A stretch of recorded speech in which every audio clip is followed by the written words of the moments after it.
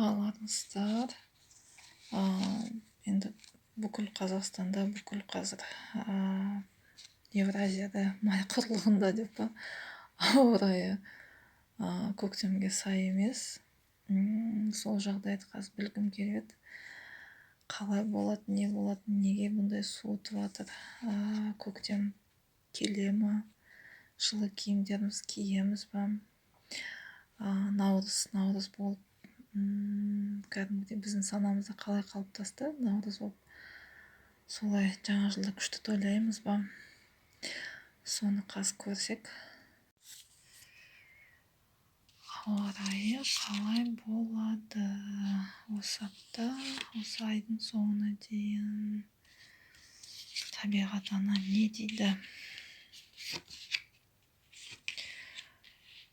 Жаймен ауа райы, бірақ құбылмалы дейді.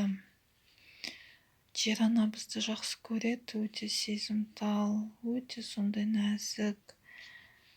Диқаншылықпен айналысатындар әсіресе оны жақсы сезеді, бірақ құбылмалы дейді. Айдың соңына дейін енді қар да болады, боран да болады. Айдың соңына дейін жылы ма ауа райы?